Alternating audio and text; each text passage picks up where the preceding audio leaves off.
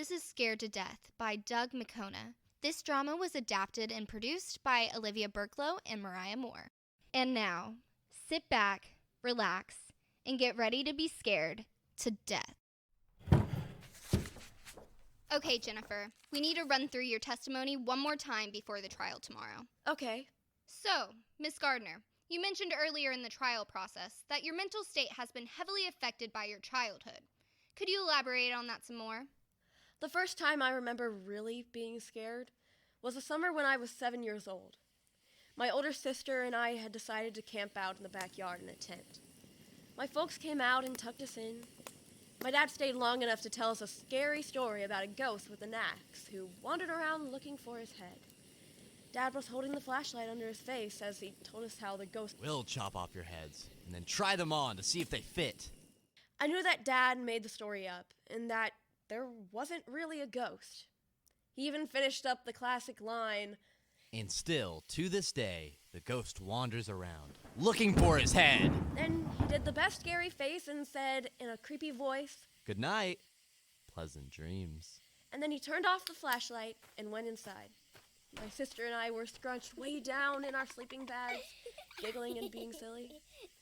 After a few minutes, though, my sister was asleep. There I was in the tent, alone and awake, wide awake. I don't know how long I lay there before I realized that something was outside the tent. At first I thought I was hearing the wind or a cat, but then I heard a definite thump, like something hitting the ground. I didn't move at first. I just froze and listened. Every few seconds I would hear the thump, and it was getting closer to the tent. I tried to wake my sister up, but she was sound asleep. I pushed on her and pushed, but she just kept sleeping. Lily. I was really scared by now and starting to cry. I knew that if I was loud, then whatever was outside the tent would hear me. I lay there in that dark tent, perfectly still. My muscles were aching from trying not to move or even breathe. After what seemed like forever, I turned my head slowly and then looked at the shadowy shapes on the side of the tent. Then one of the shadows moved. Not like a dog or a cat, but like someone who was squatting down low, trying to be hidden. I took a deep breath and let out a scream that I didn't expect. I screamed and screamed and screamed. My sister woke up, screaming at the top of her lungs. There we were, two scared little girls, screaming as loud as we could. Me screaming because there was something outside the tent, and my sister screaming because there was someone inside the tent screaming. My mom came running out the door with a flashlight, and she was screaming loudest of all. She shined her flashlight on the moving shadow just in time to catch my dad, creeping toward us with a Halloween mask on.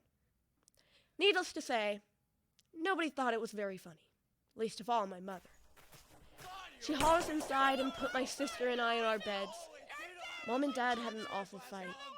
Mom yelled at Dad. This is so stupid and cruel. I can't believe you do something like this. Dad yelled back, told her that you're just being overprotective and don't have a sense of humor. Just because my grown-up wife is afraid of the dark doesn't mean my daughters have to be. I heard my mother slap my father. I actually heard the sound of her hand striking his face, hard. Silence followed. Then I saw him move past my door, go down the hall and outside. I thought he was going out to get the tent or stuff we left out there. Instead, he got into his car and tore out of the driveway.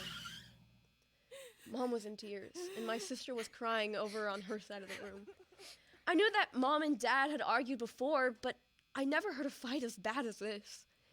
Dad didn't come home that night. I found out later that he spent the night in his car in a parking lot. He walked into the house as we were sitting down to a very quiet breakfast. He looked terrible.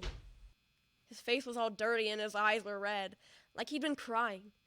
He came into the kitchen, got down on his knees, scooped me and my sister into his arms, and kept saying, "I'm sorry." I'm sorry. I'm so sorry. Over and over.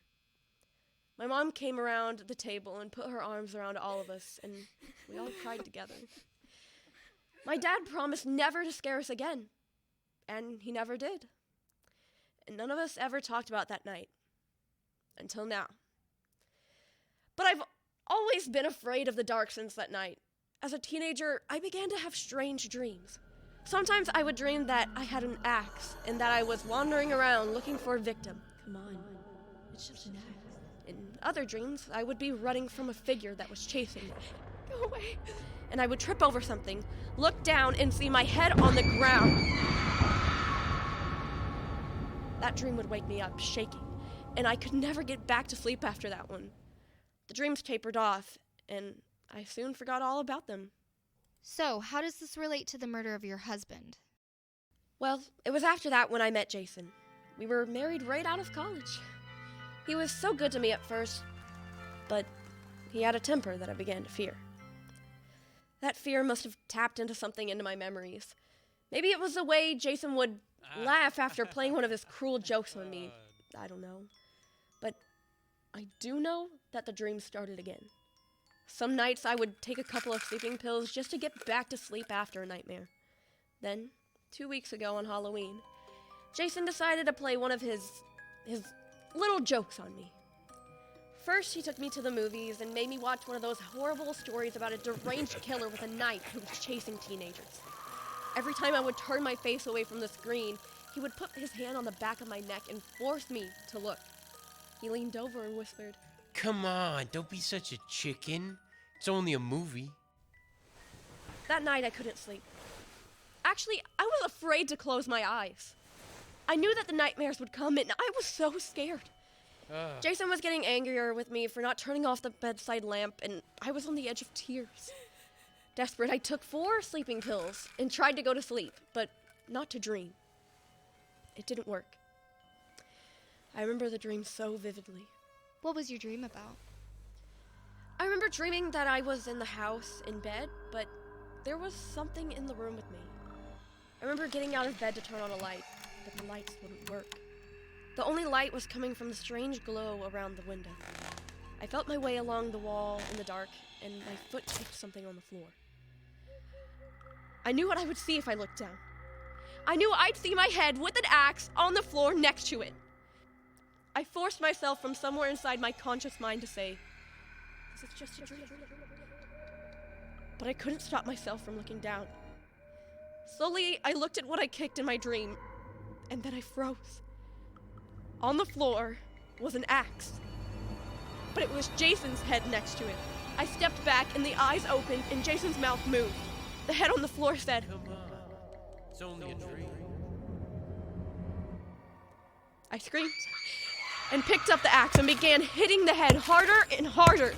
It kept changing from Jason's face to a Halloween mask and back to Jason. Finally, I woke up.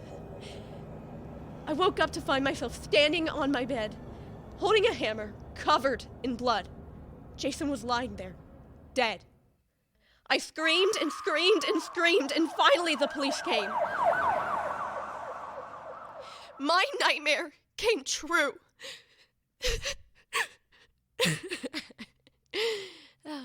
Do you think the jury will buy that story? That's right. The poor little girl who was traumatized as a child can't be blamed for turning into the poor adult who killed her no-good husband. The jury will eat it up. I think it could use some work.